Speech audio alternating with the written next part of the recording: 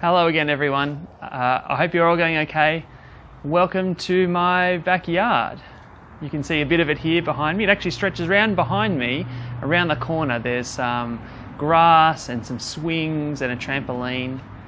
In this shot you only get to see a small picture of it, don't you? Not that it's that huge. But to see what my place is really like, you would need a big picture. Maybe we could get Liam to fly his drone past and you get a sense of what my place is really like. Seeing the big picture is really important, otherwise you don't really know what's going on. Let me show you some examples. Have a look at this. Here we have someone who has found a lucky 4-leafed clover. But when we see the big picture, we see that they're not so lucky after all, are they? Oh, here we have a dude rock climbing. Seems to be going okay, certainly having more fun outside than we all are, but no, things may not be going so well for him. Bye-bye glasses. Here we have a fantastic team photo, ice hockey I think, but when we see the bigger picture, no, not so good. The little dude on the end there is having a good old chunder. And finally we've got a guy doing some mad tricks. And we all know by now that this is not going to end well, don't we? And yes, it will not end well. Seeing the big picture is super important. If we only see a small, tiny, narrow picture of we don't have no real idea of what is going on, or what's really happening, and it can be confusing, and it can be scary. It's so strange being locked in our homes, isn't it? All of our focus is narrowed down to our bedroom or to our schoolwork or to our family. But it's really important to consider what's going on in the wider world, in the big scheme of things, how God is working. And that's exactly what our passage from the Bible that was read for us does. It opens our eyes to see what God is doing in the world, even now during the coronavirus. Because when we just see the small picture of what is happening to us or to others around us, it can seem that things are getting out of control. We need to see what God is doing and how He's doing big things even through a tiny virus, even through isolation, even through lockdown, even through changing crest. So let's have a look at this big picture together. Have a look here at verse 28 of Romans chapter 8. I'll read it. And we know that in all things God works for the good of those who love Him, who have been called according to His purpose. This is an amazing promise, isn't it? God works all things for good. Everything that is happening now, God is working, actively working through them to achieve good things. But is this for everyone? Well, no. God works everything for good for people who love Him, for people who have been called and saved by Him to be His very own people. So the promise is for everyone who trusts God and follows Jesus. God is working everything for their good. For all of us who are Christians, who have Jesus as our number one, who trust Him and love Him, everything that's happening right now, God is using for our good.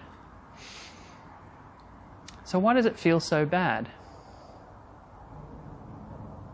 Well, the promise isn't that God is working everything to make us happy or to make us healthy. The promise is He's doing everything for our good. In fact, as we see in the next verse, it's to make us more like Jesus. See there, verse 29? For those God foreknew, He also predestined to be conformed to the image of His Son, that He might be the firstborn among many brothers and sisters. The people that God has chosen to save, that's what predestined means. He has chosen them to make them more and more like Jesus, to shape them, to carve them, to mould them. And sometimes carving hurts.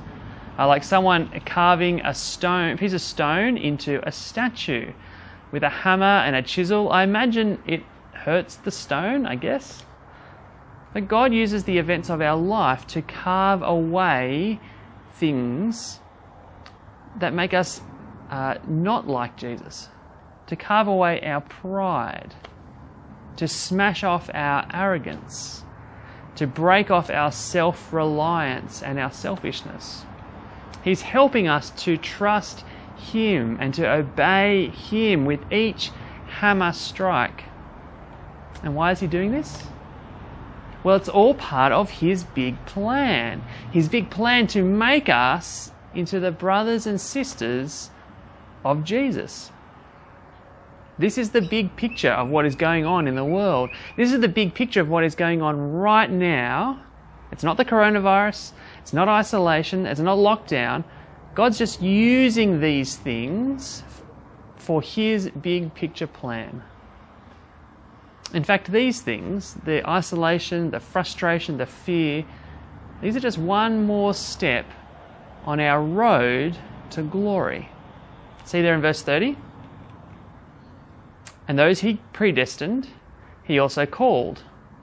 Those He called, He also justified. Those He justified, He also glorified. God's plan from the very beginning was to save people for Himself, to be brothers and sisters to Jesus. And He calls us.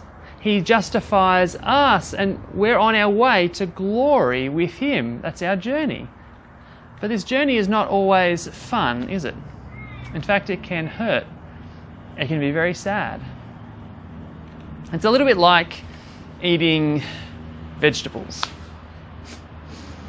We don't like doing that sometimes, but it's really good for us. Sometimes we don't like the things that happen to us or are happening in our world around us, but God is using them. Every single thing, every single event, He's using to do something good in us, something wonderful. This is what I had to remind myself last night. I'd been preparing for this talk, been thinking about this passage, and one of my kids was up vomiting at 2 o'clock in the morning. I was tired. I was frustrated. But I had to remind myself that God is doing something good with the hard and frustrating situations. He is shaping me. He's molding me. He's carving me. He's making me more and more like Jesus because He loves me. He's helping me to see that I'm not in control, helping me to see that I need Him, helping me to see that even if my plan was to get up early and write an amazing talk, and even if that plan was shattered because I was too tired now, I would have to trust that God is still doing something good. And at Crest, as your leaders, we feel really frustrated that Crest has had to change so much at the moment. It's hard, isn't it? Maybe you're feeling this hardness and frustration as well. We can't do small groups the way that we used to. We can't all meet together the way that we used to. We haven't even got everyone involved in our live streams or our Zoom groups yet. And it can feel like a failure. It can feel like it's a defeat for all of us. But God is doing something good. He's still doing His work. He's not surprised by the coronavirus. His kingdom won't be stopped. God is doing something big. He's using all of this to make us a little bit more like Jesus. And maybe He's making us even more like Jesus than we would be if regular Crest was still on. But remember, God's promise is only for people who follow Jesus, who love Him. If you don't think that you're following Jesus yet, if you don't think that He's number one in your life, if you don't think you're a Christian, that He's your King, then now, right now, today, tonight is the time for you to start trusting Him.